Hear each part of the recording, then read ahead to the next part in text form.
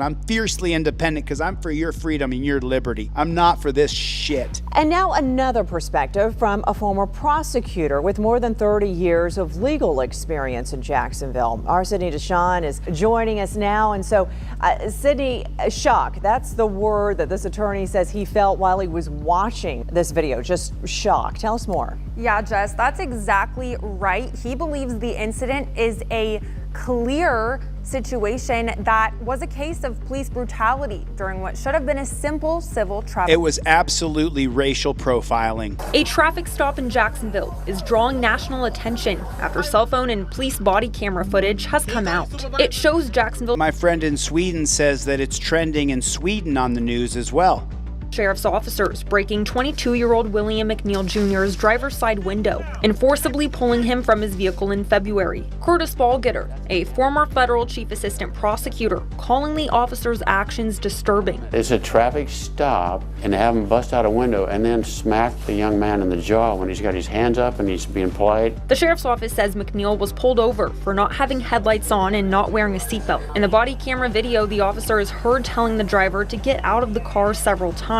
The driver did not. They also told him they would break his window. Body camera video shows McNeil asking for a supervisor, and then police break his window. The punch through the window is incredibly violent, and then they keep punching him when he gets out. Why? There's 4 officers, they're big guys, and he's not fighting them. The arrest report states McNeil reached toward a knife on the car's floorboard, but Ballgetter says that is such a lie. Put a 1 in the chat if that's a lie. How many angles? We've seen 3 body cameras. We've seen the cell phone footage. He never reached down for a knife. That is a fucking lie. You are a fucking liar. You liar. Why lie? It's on camera.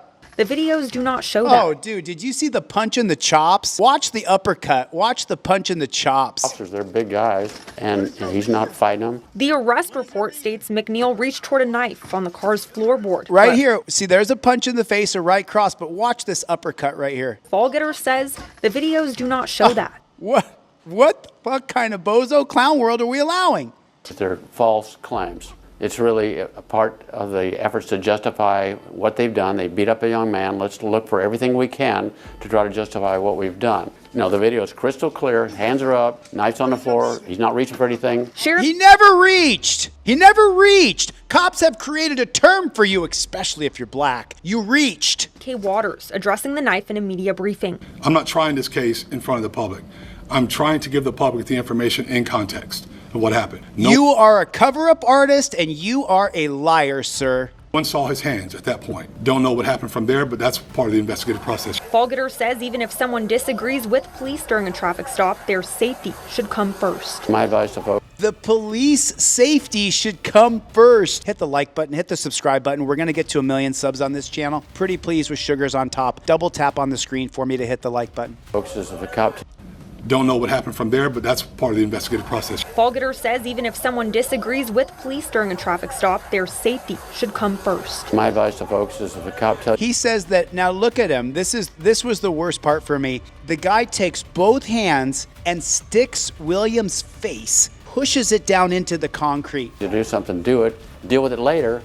But, you know, don't put yourself in any position where you're now in harm's way of being harmed by the officer. McNeil's attorneys. Oh, there was the knee right there. We showed this yesterday. The cops are so violent, such thugs, that even though they know they're on camera, this cop is going to knee this man in the side. Being harmed by the officer. McNeil's There it was right there. attorneys point to his injuries, including stitches and chipped teeth, as evidence of excessive force. The sheriff says the state attorney's office did not find the officer's actions violated the law, but But wait a minute, who's in the state attorney's office? The wife of one of the cops, either the lieutenant or the chief, I can't remember, so I don't want to misquote it. But just so you know, the state attorney's office that decided that there would be no charges for the cops who savagely attacked and beat a guy for no reason, that woman in the state attorney's office is married, either the chief or the lieutenant or the captain or the major. Ballgetter disagrees, saying they assaulted the driver. Those are civil citations where you should have gotten a piece of paper saying show up in court. That's right, and he shouldn't have been arrested for even shutting his door and locking it. Break the window open, give him a ticket, let him go home with a broken window. But don't arrest him, don't put him in a dungeon. Get beat up. To me, it's a clear case of police brutality. Oh yeah, David Roberts just said,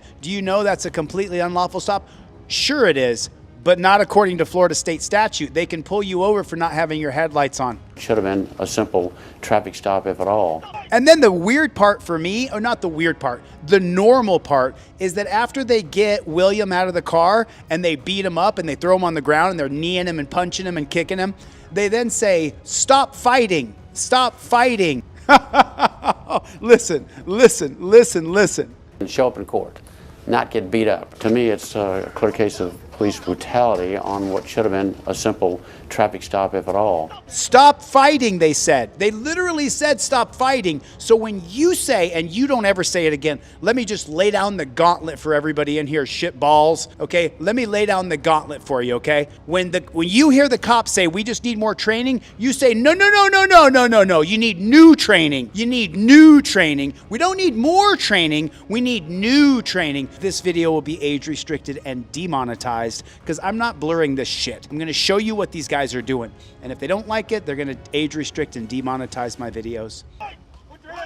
And again, the sheriff says officers were cleared of criminal wrongdoing by the state wrongdoing attorney's office. Criminal wrongdoing, not police brutality code 104.2, not police brutality 107.6. No, police, they're cleared of wrongdoing. It's wrongdoing. If you or I gang jumped a man, knocked his teeth out, busted him in the ribs, you and I would be charged with severe assault and battery.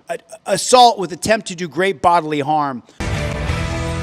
First on Fox, we are following the fallout tonight after the St. Louis Civilian Police Oversight Board was warned by a city attorney to stop reviewing complaints against the police department. Did you hear that? And the title of this video is Civilian Police Oversight Board wants to stop reviewing police cases of police brutality. Hit the subscribe button, please. They could be violating a new state law if they do. Fox News' Max Deatnight joins us live.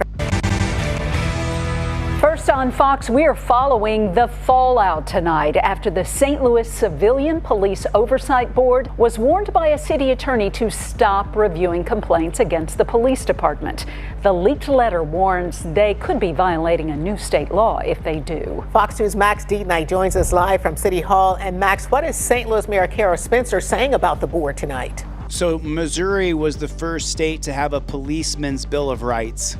Yeah, Shirley and Mandy, she made a point of saying that and that she regrets this apparent breakdown in communication between the city and that board of volunteers, that civilian oversight board. The chair of that board is also talking to us tonight, saying she's more concerned about what this could mean for city residents. I think it hurts the city of St. Louis and the residents because it removes their voice. A chair of the St. Louis Civilian Police Oversight Board, Sierra Simril, says she and her fellow board members were stunned by a recent letter from the city council telling them not to review cases involving officer complaints because it may violate new state law over the new state-run police department. Simril says the board was set to finally start reviewing cases on Monday after years of legal battles. We have a backlog of cases that we have not been able to review. So this was very disheartening for all of us because we really want to be able to give answers to the people. The backlog of cases we have not been able to review. So this was very disheartening for all of us because we really want to be able to give answers to the people that have filed complaints. Alderman Rasheen Aldridge says he feels the city councilor could have done a better job communicating with the board. I think for the city councilor just to send it out, it really to me was like,